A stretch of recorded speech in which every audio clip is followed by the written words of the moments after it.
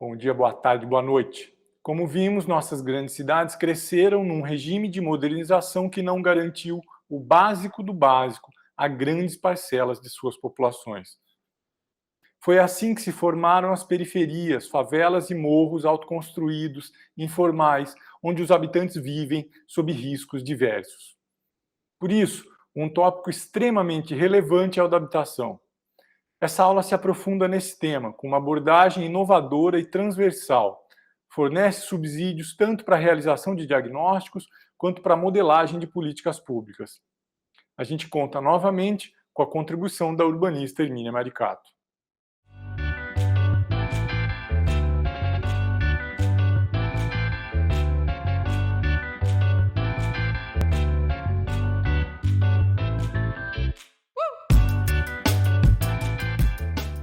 Vamos passar para da aula, que é o conceito de provisão de habitação, que é um conceito criado pelo autor inglês Michael Ball.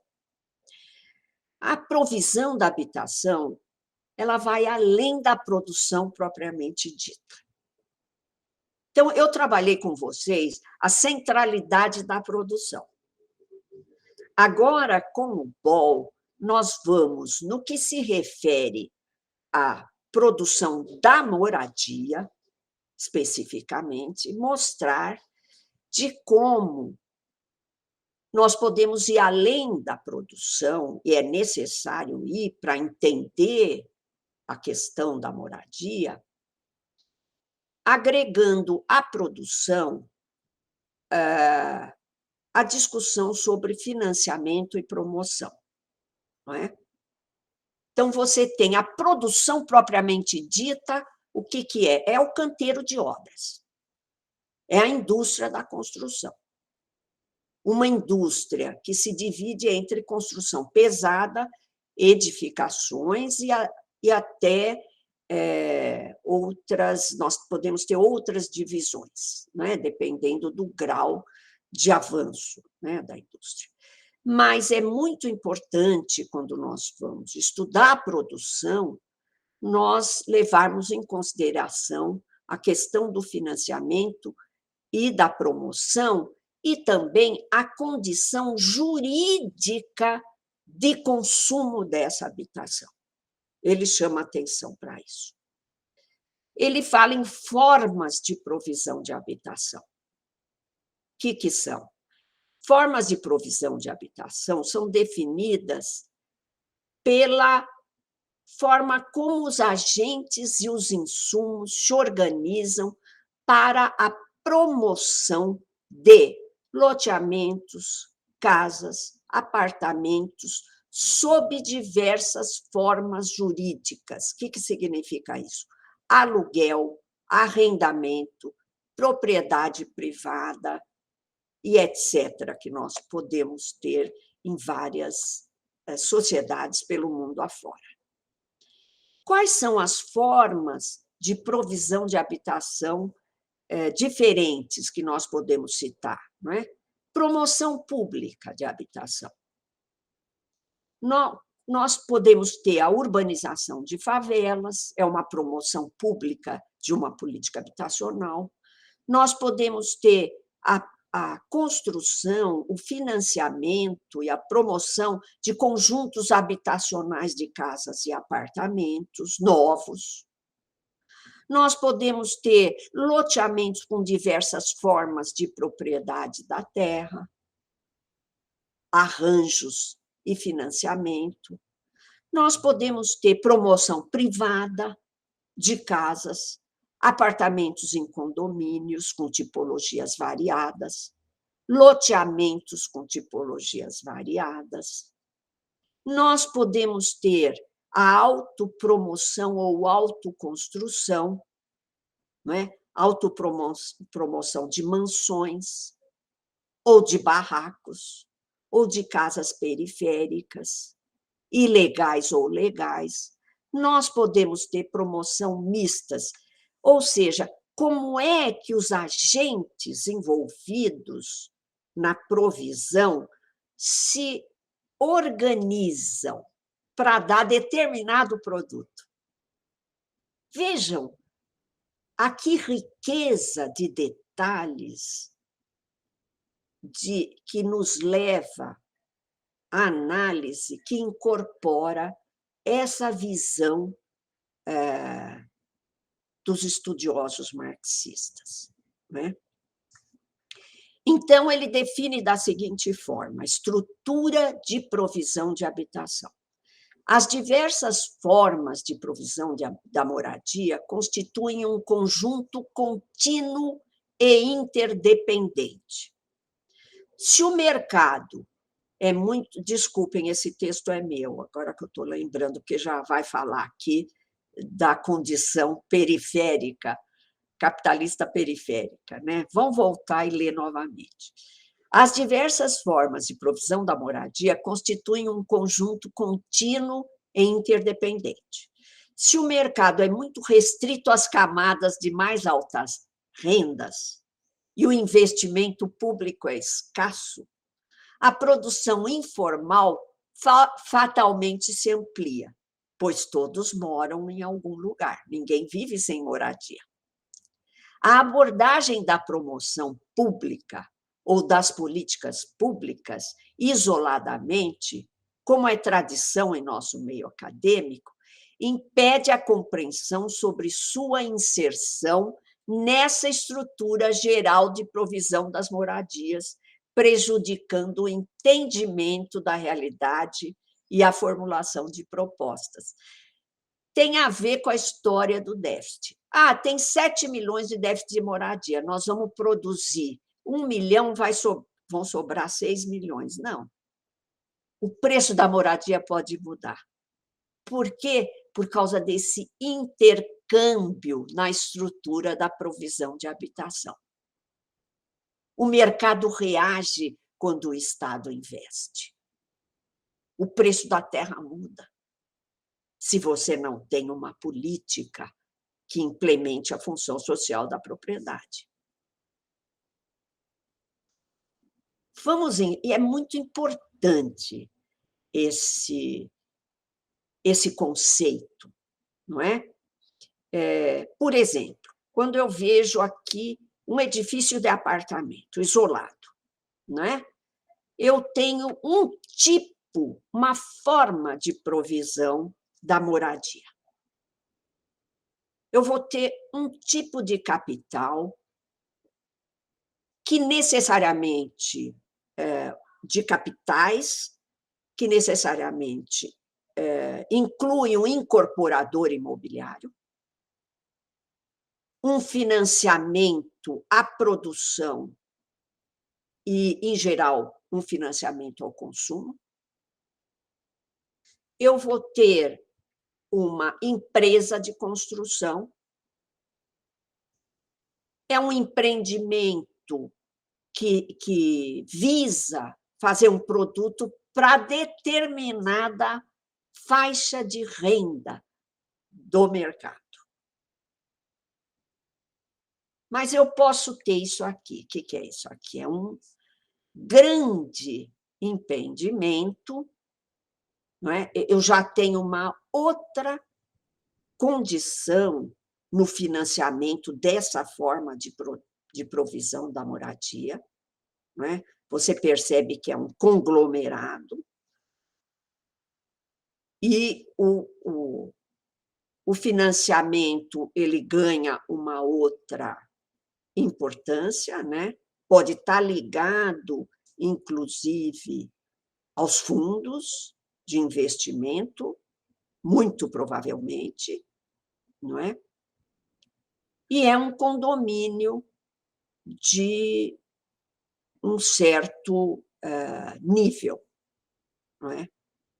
Evidentemente, com incorporação imobiliária, com indústria da construção, etc. Né?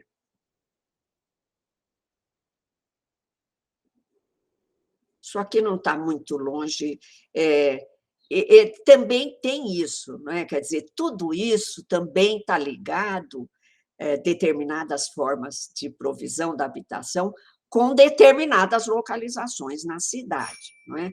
Nós sabemos o quanto por exemplo, na cidade de São Paulo, o mercado imobiliário caminhou para o sudoeste da cidade, né? O próprio Vilaça apontava isso, né?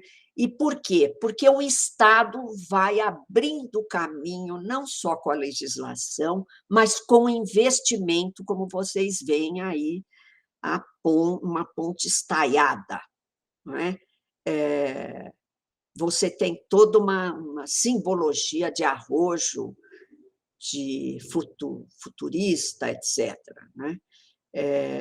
E foi nessa região também que os governos tucanos aqui de São Paulo fizeram muito investimento, por incrível que pareça, de trem e de metrô, e agora o governo Dória fala novamente em fazer. Então, nós temos, no conceito de formas de provisão de habitação, inclusive essa relação com a localização urbana, né?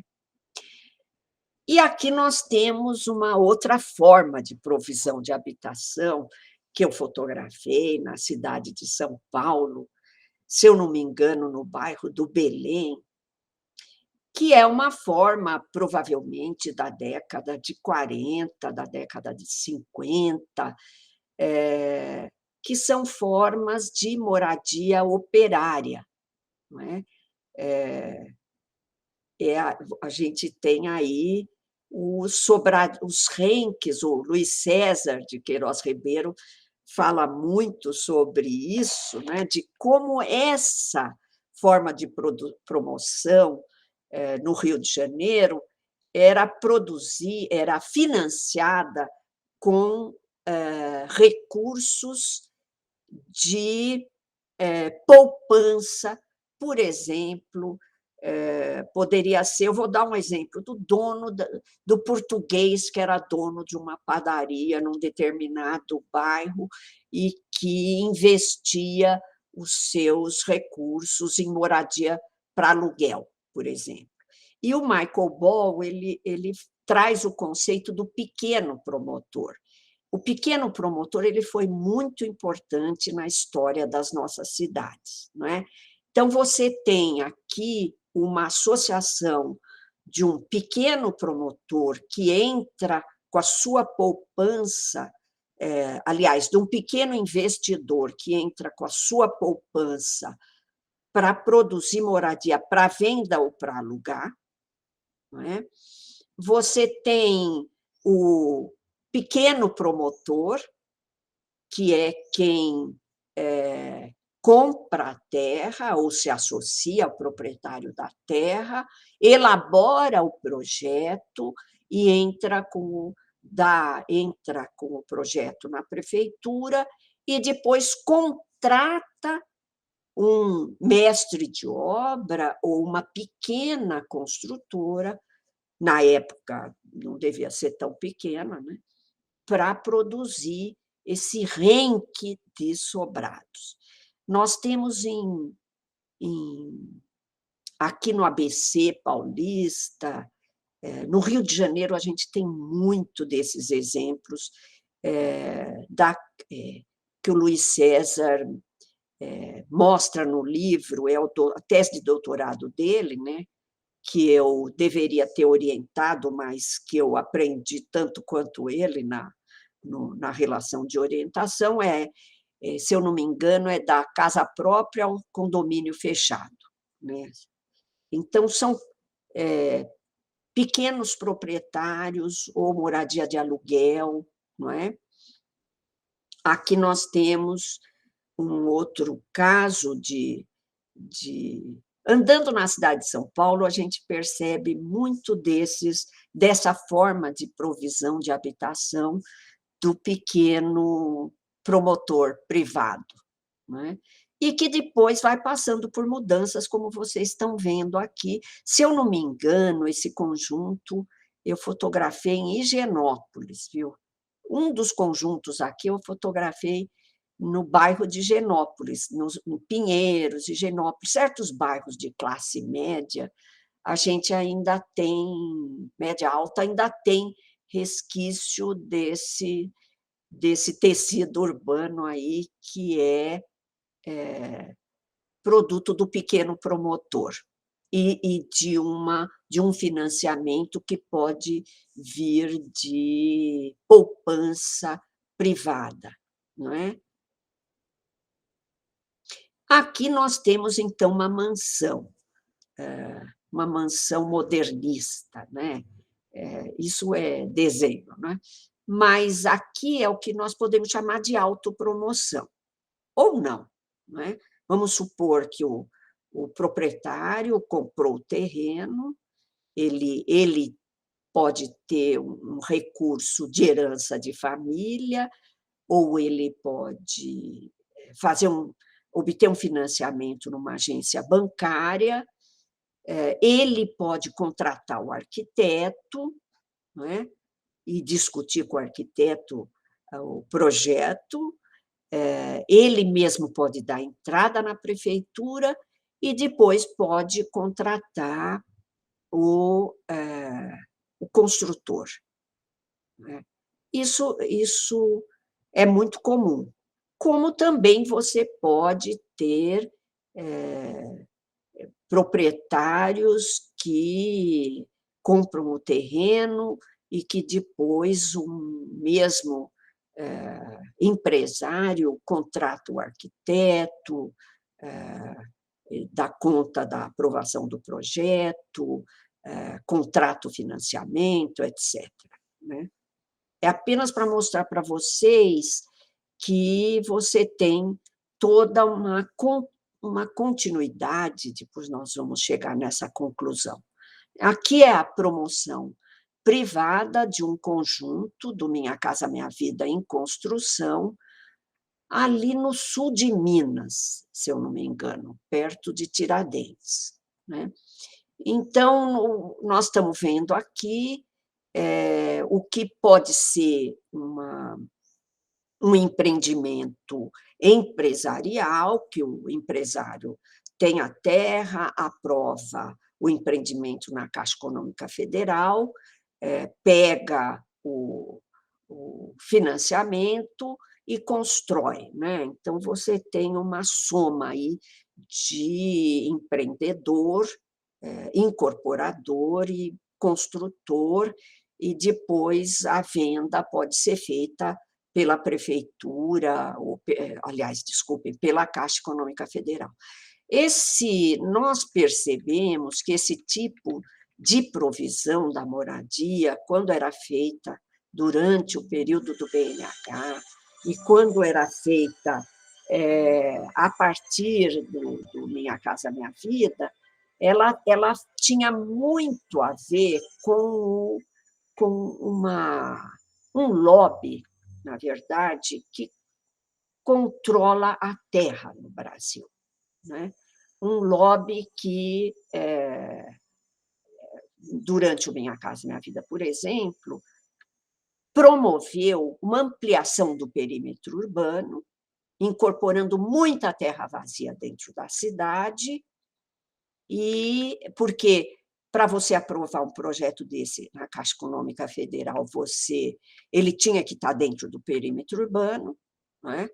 E isso foi aprovado nas câmaras municipais, não é? Um grande negócio aí entre proprietários de terra, os empresários cadastrados lá no programa Minha Casa Minha Vida, não é? E nós tivemos uma expansão das periferias, especialmente nas cidades de porte médio, mas o doutorado da Letícia Sigolo mostrou que isso aconteceu nas grandes metrópoles também, né? Uma expansão de uma periferia rarefeita ou dispersa, como nós gostamos de chamar, na área do urbanismo, né? Que promoveu um aumento do preço da terra. Isso explica aquilo lá que eu falei na aula passada, de por que a gente constrói 4 milhões de moradia e o déficit aumenta. Porque o aluguel aumentou e o preço da moradia aumentou, né. A moradia é essa mercadoria especial, né. Aqui vocês veem uma fotografia também de duas formas de provisão da moradia, né? Uma que é térrea, e a outra que é na baixa verticalização, né? Isso aqui, por exemplo, eu gosto de mostrar para lembrar vocês de que toda essa terra verde ali pode estar dentro do perímetro urbano, não é? Eu vi isso no Brasil inteiro durante o Minha Casa Minha Vida. Então, mas por que que é importante perceber isso, não é? Quando você tem recurso público, e foi um montante muito grande, né, ele interfere em todo o mercado imobiliário local. Isso que é importante perceber.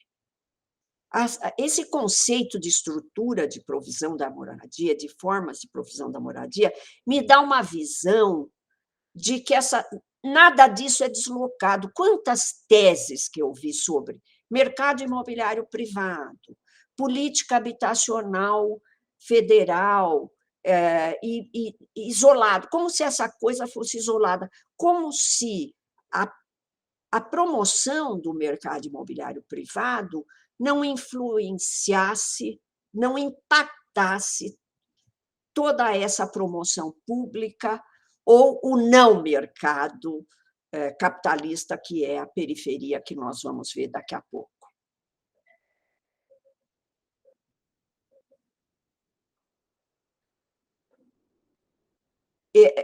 Isso aqui foi uma promoção pública, né? Meu Deus, esqueci o nome do arquiteto que fez o projeto desse conjunto muito interessante, com uma praça central, né? Isso foi moradia popular da época da Luísa Erundina, quando eu era secretária de habitação e o Bilbon Duque, superintendente de habitação popular. Nós trabalhamos com assistência técnica à habitação de interesse social, foi um dos berços, né, da assistência técnica à habitação de interesse social no Brasil, com participação dos movimentos sociais, e conseguimos produzir, com essa forma de provisão, moradia de ótima qualidade arquitetônica e construtiva e baixo preço. Iniciamos 14.000 moradias naquela época, num tempo de alta inflação, desemprego e ajuste fiscal, por incrível que pareça. Foi muito difícil, mas havia todo um arranjo na provisão dessa produção que nos trouxe, olha aí, isso, que coisa bonita, né? Que nos trouxe, o que permitiu, né, essa produção. E nós temos aqui a autoconstrução, né? Que, na verdade, é a forma de provisão mais dominante no ambiente construído no Brasil, não é? É o que eu costumo dizer, que é sem Estado e sem mercado. Para você fazer parte do mercado no Brasil, você precisa ganhar você precisa ter uma certa renda para ter acesso ao financiamento, não é? A menos que você tenha uma herança, não é? Mas, em geral, você, para comprar uma casa ou um apartamento no mercado privado, recentemente eu ouvi de um corretor popular, na discussão do setorial de habitação do PT, que atualmente você precisa ganhar R$ 8.000 de renda familiar para conseguir um financiamento que permita comprar uma moradia popular no mercado, uma moradia não nova, não é? Então, a maior parte da população brasileira está fora do mercado. Eu já fiz esse estudo num dos meus livros, que eu não pus aqui, né? Para ver, por exemplo, quanto por cento da população da Grande São Paulo ficava fora do mercado. Qualquer pessoa que está me ouvindo pode fazer esse estudo aí na cidade onde vocês moram. Qual é a menor renda que uma família deve ter para contrair um empréstimo para compra de moradia no mercado privado? Aqui nesse slide, a gente percebe o quê? Que você tem um loteamento, e é óbvio que ele é ilegal, não sei se ele, num primeiro momento, pode ter sido aprovado na prefeitura, mas a forma como ele foi implementado, não resta qualquer dúvida que ele é ilegal, não é? Por que eu sei que é um loteamento, que houve uma promoção inicial organizada? Porque eu tenho abertura de ruas, que são, que, aliás, até elas obedecem às curvas de níveis do terreno, e você tem a demarcação muito disciplinada dos lotes aqui no centro, né? Eu tenho, obviamente, aqui na direita aqui do slide, né, no alto e à direita, uma favela, e é fácil da gente reconhecer, não é? E uma condição aqui também de risco. Isso não tem nada a ver com o conceito de provisão da habitação, mas eu tenho condição de risco aqui, né? Risco de desmoronamento, tal é a declividade com que essas casas foram implantadas nesse terreno, né? Então, aqui, que formas de provisão que eu tenho, né?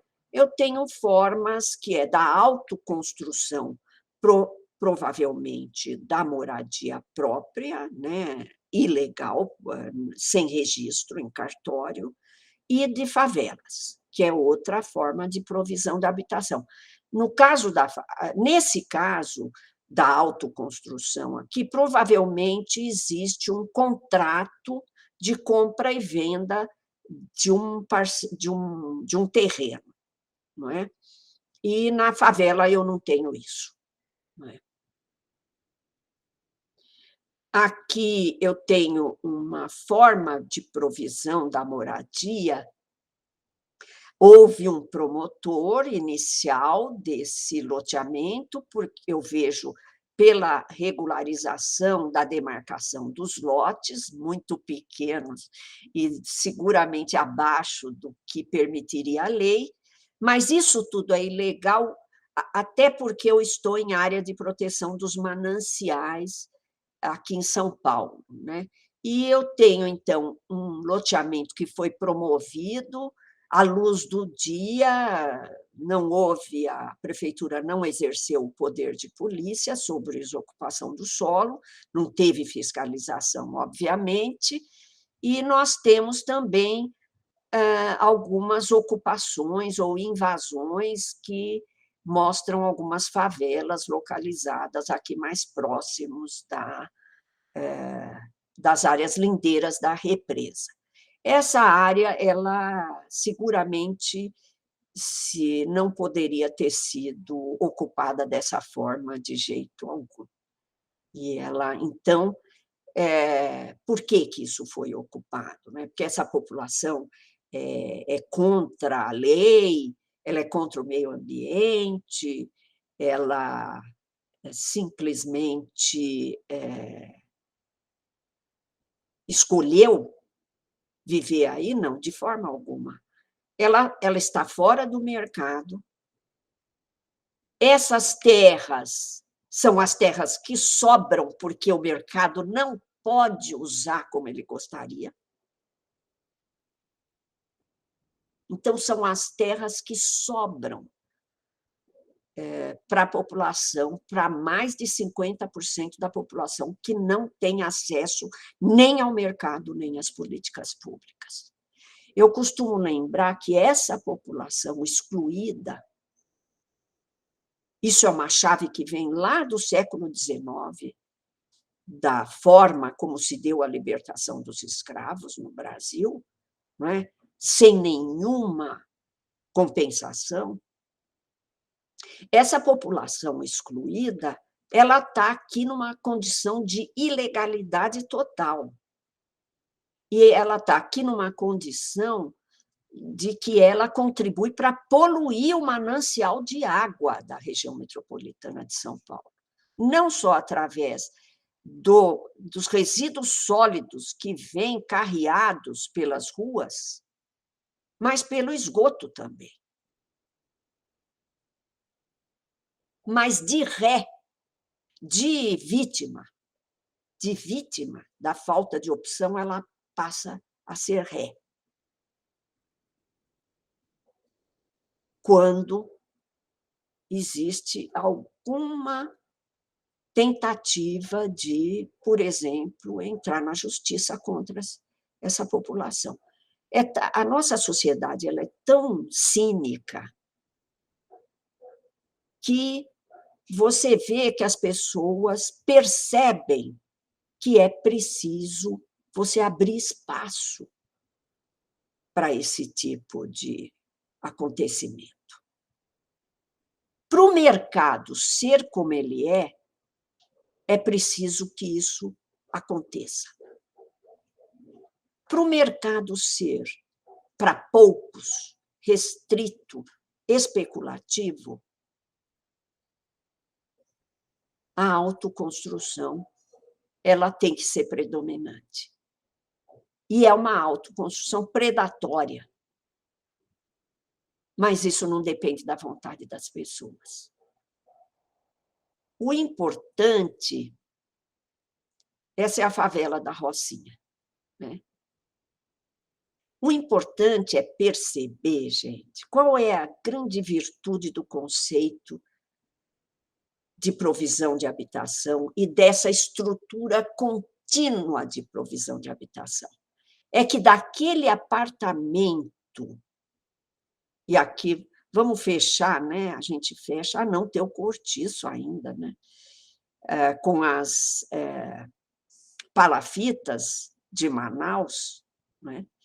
Que é gente que está ocupando a área que é de vazão do rio, ou seja, não sobrou terra firme para essas pessoas ocuparem. Entre isso e a forma de provisão do cortiço, que é outra forma massiva, né, para a população de baixa renda, que se dá principalmente, não só, hein? Vamos tomar cuidado, nas áreas dos centros que estão relativamente desvalorizados e degradados. Então, dessas formas todas, até a primeira que eu mostrei, existe um contínuo. É importante isso. Todo mundo precisa de moradia. E se a moradia que parcelas da população precisa não vier por uma forma de provisão, ela virá pela outra. Eu adquiri a certeza de que a sociedade brasileira ela tolera isso. Ela tolera isso. Ela tolera isso, fora da lei. Ela tolera isso. Porque para sustentar esse mercado tal como ele é, para sustentar o nó da terra, para sustentar a renda fundiária, imobiliária, especulativa, para sustentar a cidade da Casa Grande, a Casa Grande urbana, que é a cidade dos brancos, da renda média e alta, que é a cidade do cartão postal, que é a cidade oficial, que é a cidade do plano diretor, que é a cidade fiscalizada.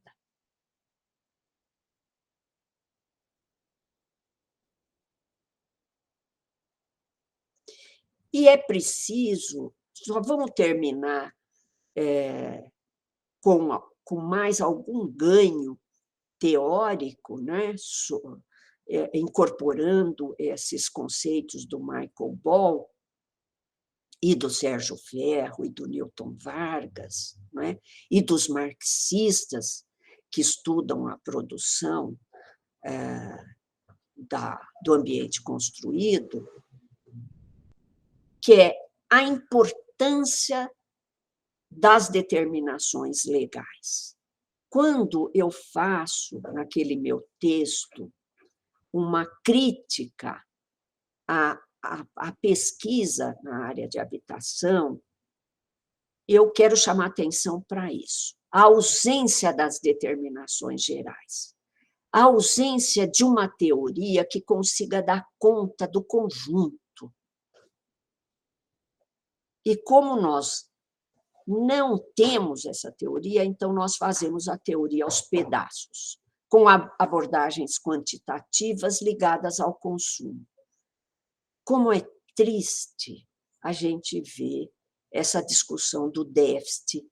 Nós fizemos crítica ao conceito de déficit como orientador da política habitacional há 40, 50 anos atrás. Mas ela está aí ainda. Carência, má qualidade, tipologia, formas de ocupação do domicílio e do espaço, cortiços, favelas, loteamentos informais. Nós precisamos pensar que isso tudo é um conjunto que está interligado. Quando nós estudamos a política habitacional praticada pelo Estado, estudamos as fontes de financiamento, as instituições, mas não ligamos isso com a produção do ambiente construído. Quando nós estudamos a má qualidade, especialmente relacionada à pós-ocupação, é importante. Ela está ligada à saúde. Mas, para propor uma mudança, é preciso ir mais longe do que simplesmente fazer uma abordagem parcial. Ou quando nós estudamos a periferização e a segregação. Ou seja, o mercado é como é, porque o não mercado, ou esse mercado informal não capitalista, é como é. É o desigual combinado, como dizia o Chico de Oliveira. É a combinação do moderno com o atrasado. Elas são interdependentes. Nós precisamos pensar nisso quando a gente tenta propor uma política urbana ou uma política habitacional. Nós precisamos pensar na incorporação, no financiamento, na construção, na publicidade e venda, no consumo. E a distribuição ela está implícita na forma de provisão da habitação. Para quem eu estou fazendo, está implícito. Isso o marxismo nos ensina. Então, nós temos o ensino da tecnologia nas nossas universidades que ignora o trabalho. É como se o processo de trabalho não tivesse... A organização do trabalho no canteiro não tem nada a ver com tecnologia. É incrível isso.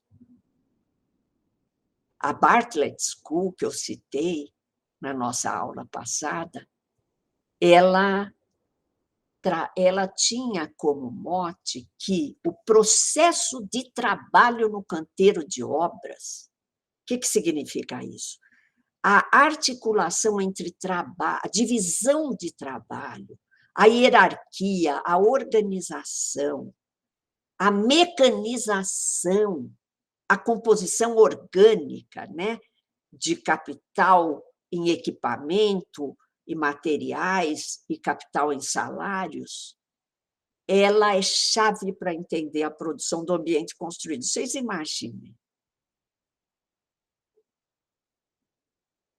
E nós temos, além de um estudo da tecnologia que ignora o trabalho, nós temos uma arquitetura e um urbanismo que ignoram a construção, que ignoram a produção, que ignoram a estrutura de provisão da moradia. São leis ou projetos que pretensamente dirigem a produção do espaço e ignoram o protagonismo e o interesse dos agentes. Eu vou ler aqui para vocês o lugar da construção nas pesquisas sobre moradia. Foi uma época que eu trabalhei muito, eu fiz inclusive meu doutorado sobre essas questões para ver se a gente dava visibilidade para aquilo que está tão invisível, para as ideias fora do lugar. Né? Essa coisa da gente olhar para a tradição europeia e organizar nossas disciplinas de arquitetura e do urbanismo modernista no Brasil. Ignorar a produção é a nossa realidade. A indústria da construção tem características diferenciadas do conjunto das indústrias. Nós precisamos entender isso. Cada projeto é único, mesmo quando padronizado, porque cada terreno é único, o que dificulta a reprodutibilidade, o que não quer dizer que a gente não possa fazer arquitetura, avançar na reprodutibilidade, avançar na pré-fabricação. Não é? O processo de produção é marcado pela sucessão e não pela simultaneidade. Cada obra, as equipes que se sucedem são desmontadas. Há dificuldade para a capacitação contínua do trabalhador e a rotatividade no emprego é alta. Isso é a indústria da construção. Por isso que a arquitetura modernista se dá tão bem com ela, né? No fim de cada empreendimento, a unidade da produção é desmontada, ou, na melhor das hipóteses, deslocada. O processo de produção depende das condições climáticas. As chuvas, por exemplo, podem paralisar a produção no início de uma obra. Em que pese o avanço das análises geotécnicas, o subsolo pode apresentar ocorrências inesperadas, exigindo a interrupção da produção e representando despesas não previstas. Os ganhos não são provenientes apenas da atividade produtiva. Portanto, não existe um apelo para a racionalidade industrial, como eu já falei sobre o Newton Vargas. Né? Diferente da indústria fordista, ou mesmo da indústria pós-moderna, o ganho não vem da produção, simplesmente, mas vem de uma especulação com rendas e juros. Na provisão habitacional, o capital produtivo não ocupa o lugar central como no restante das indústrias. Vejam bem, eu estava falando isso aqui antes do modismo de falar da financiarização da produção do espaço. O capital financeiro ele sempre foi muito importante, central na produção do espaço. Então, na produção habitacional, o capital produtivo não ocupa o lugar central, como no restante das indústrias. Hoje, não sei se a gente pode falar isso, até das demais indústrias. A moradia é uma mercadoria especial. Além do capital de construção, o processo produtivo inclui o financiamento ao consumo. A habitação é um dos bens mais caros de consumo privado e, como uma mercadoria especial, exige um financiamento específico, exige um capital de incorporação e um agente especial, o proprietário de terra, de quem depende uma condição básica para a produção. Cada novo empreendimento exige que uma nova parcela de terreno seja assegurada. Veja, se vocês forem fazer uma pesquisa hoje, em área central degradada das nossas cidades, se existe uma tendência para investir e incorporar ou revitalizar, entre aspas, não é? Recuperar essas áreas centrais que são servidas de toda a infraestrutura, o que fazem os promotores imobiliários? Eles imediatamente compram as propriedades, onde a prefeitura está dizendo que vai haver uma revitalização, uma inovação, um investimento de grande porte.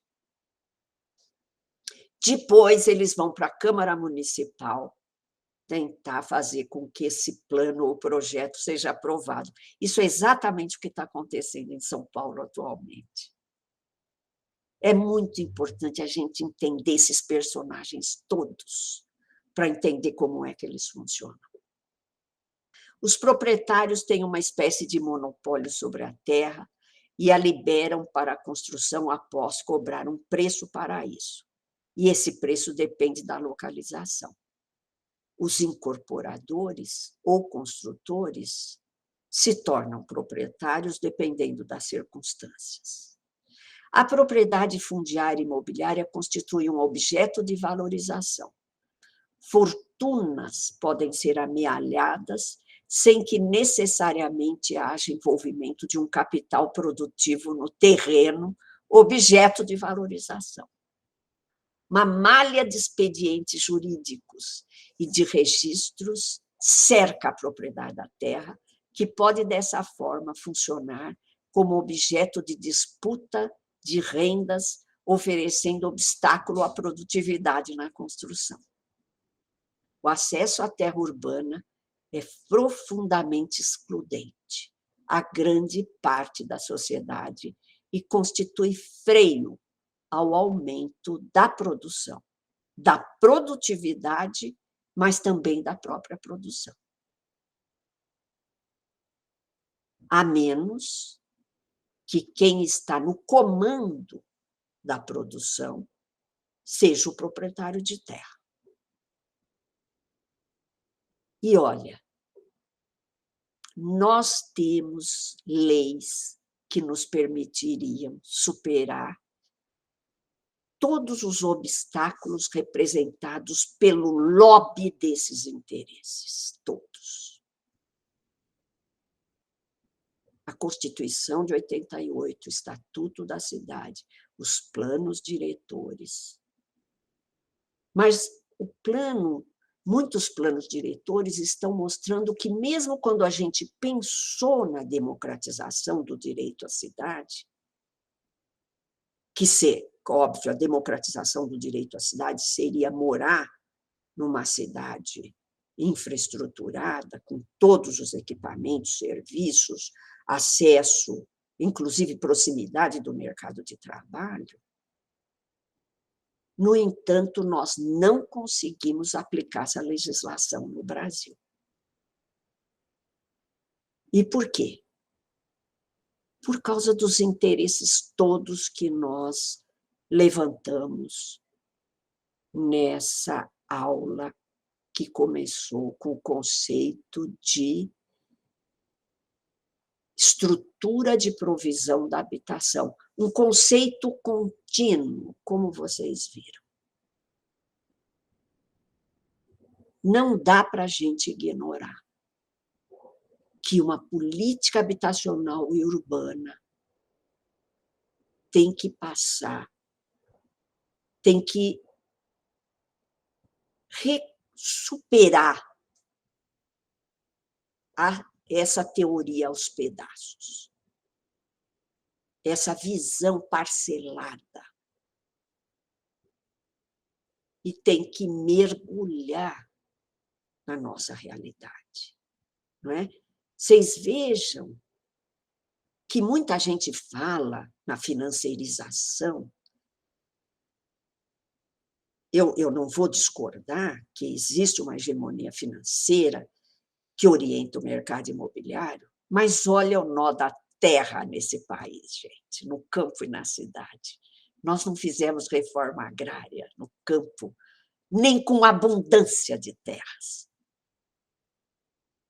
Nós não temos, nem hoje, aquilo que foi desenhado lá no século XIX, o cadastro das terras devolutas, das terras públicas no Brasil. Nós nunca chegamos a ter isso de forma rigorosa. E a ocupação, a indústria da grilagem de terras, ela privatiza as terras no Brasil desde a Lei de Terras de 1850. Nós não conseguimos superar o nó da terra. Na sociedade brasileira, é fundamental não permitir que os camponeses e os trabalhadores da cidade cheguem na terra. E na cidade, claro, uma terra urbanizada. Então, quando a gente quer trabalhar a questão do que a globalização neoliberal, com a hegemonia do capital financeiro, trouxe de diferente para as nossas cidades. É muito importante, quando nós estudarmos esse boom do mercado imobiliário atualmente, por exemplo, nas cidades brasileiras, é importante entender essa história. É muito importante entender o nó da terra e o papel dos capitais. E é importante entender o que os pensadores, os intérpretes da sociedade brasileira trouxeram para a nossa compreensão. A modernização conservadora, como disse a Maria da Conceição Tavares e o Fiore, né, José Luiz Fiore.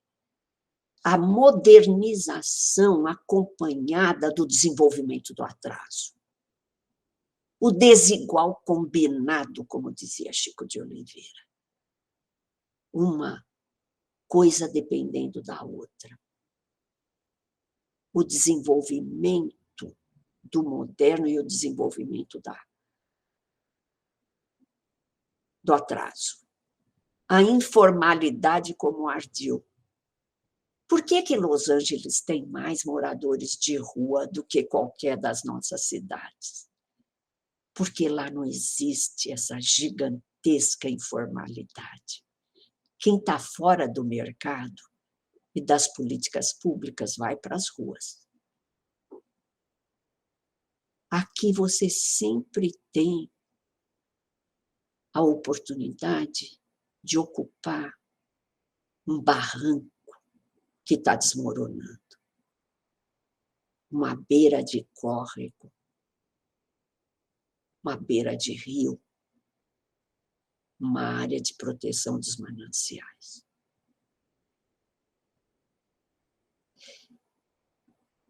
Era isso que eu queria deixar aqui para vocês refletirem. Muito obrigada.